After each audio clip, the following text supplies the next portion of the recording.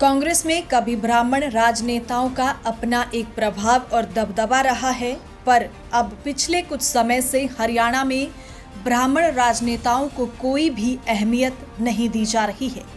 यही वजह है कि एक एक करके कांग्रेस से कई बड़े ब्राह्मण राजनेता किनारा करते चले गए।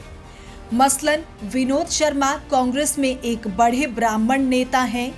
कांग्रेस में लगातार उपेक्षा के चलते उन्होंने साल 2013 में कांग्रेस को छोड़ दिया और खुद का राजनीतिक दल बना लिया। सोनीपत से सांसद रमेश कौशिक के साथ भी ऐसा हुआ। अब वे भाजपा में हैं। पहले निर्दलीय और फिर कांग्रेस से सांसद बनने वाले अरविंद शर्मा को भी आखिरकार कांग्रेस छोड़नी पड़ी। इसके विपरीत भारतीय जनता पार्टी ने ब्राह्मण समुदाय के राजनेताओं को सदैव अहमियत दी है। दरअसल हरियाणा में ब्राह्मण समुदाय के करीब 5% वोट हैं, पर ये वोट बैंक निर्णायक माना जाता है। सियासी पंडितों का मानना है कि कांग्रेस में ब्राह्मण राजनेताओं की एक लंबी परंपरा रही है। पंडित भगवत दयाल शर्मा हरियाणा गठन के बाद 1 नवंबर 1966 को हरियाणा के पहले मुख्यमंत्री बने। 17 मार्च 1967 को वो पहली बार मुख्यमंत्री बने, पर 24 मार्च को उनकी कुर्सी गिरा दी गई।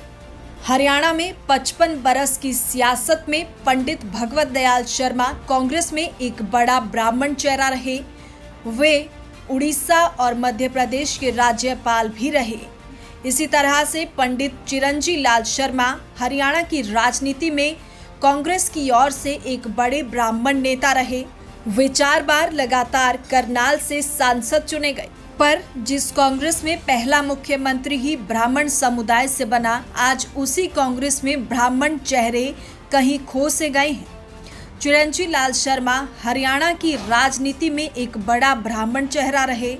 वो लगातार 4 बार करनाल से सांसद बने। राजीव गांधी की ओर से लाए गए 20 सूत्रीय कार्यक्रम को लागू करने में उनकी अहम भूमिका रही। वर्तमान में उनके बेटे कुलदीप शर्मा कांग्रेस की राजनीति में सक्रिय हैं। वे विधानसभा के अध्यक्ष रहने के अलावा हरियाणा प्रदेश कांग्रेस कमेटी के भी प्रधान रह चुके हैं, पर वर्तमान में कुलदीप शर्मा के पास कोई जिम्मेदारी नहीं है। कुलदीप जहां लोकसभा के चुनाव में करनाल से भाजपा के संजय भाटिया से चुनाव हार गए, वहीं विधानसभा चुनाव में भी उन्हें कामयाबी नहीं मिली। आज भी करनाल की सियासत में नहीं, प्रदेश की सियासत में पंडित चिरंजी लाल शर्मा एक बड़े ब्राह्मण राजनेता के रूप में याद किए जाते हैं। साल 1980 के चुनाव में चिरंजी लाल ने कांग्रेस की टिकट पर चुनाव लड़ते हुए जनता पार्टी की सुषमा स्वराज को 22,328 वोटों के अंतर से पराजित किया और पहली बार संसद में पहुंचे। 1984 के चुनाव में चिरंजी लाल ने आईसीजी के देवी सिंह को 99,952 मतों से हराया और दूसरी बार सांसद बने। चिरंजी लाल को 2,47,063 वोट मिले। चिरंजी लाल को 1,48,111 मत मिले, तो सुषमा स्वराज 77,000 वोटों के साथ तीसरे स्थान पर रही।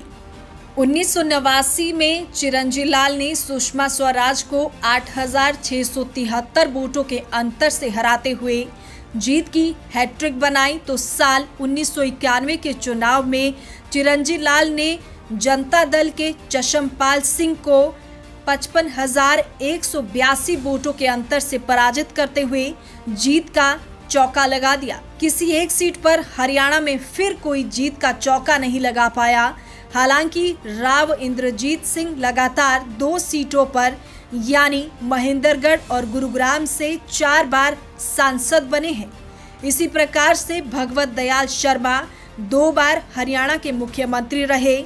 पिछले कुछ ही वर्षों में कांग्रेस से एक एक करके कुछ ब्राह्मण चेहरे किनारा कर गए। हरियाणा की राजनीति में विनोद शर्मा बड़े ब्राह्मण नेता थे और उनकी ब्राह्मण मतदाताओं पर अच्छी पकड़ रही। वे केंद्र में मंत्री और हरियाणा में भी कैबिनेट मंत्री रहे। 2014 के चुनाव से पहले विनोद शर्मा भी कांग्रेस को छोड़ गए। और खुद की हरियाणा जनचेतना कांग्रेस का गठन कर लिया। उन्होंने 23 सीटों पर चुनाव लड़ा पर कामयाबी नहीं मिली। अभी इसी साल के शुरुआत में उनकी पत्नी अंबाला नगर निगम से मेयर निर्वाचित हुई। सियासी पंडितों का मानना है कि विनोद शर्मा ने एक तरह से कांग्रेस की ही वोट बैंक में सेंध लगाई है। अरविंद शर्मा कभी कांग्रेस से सांसद थे, अब भाजपा में हैं। इसी तरह से सोनीपत से वर्तमान सांसद रमेश कौशिक भी कांग्रेस की सियासत में सक्रिय रहे, लेकिन अहमियत न मिलने पर वे भी कांग्रेस छोड़कर भाजपा में चले गए।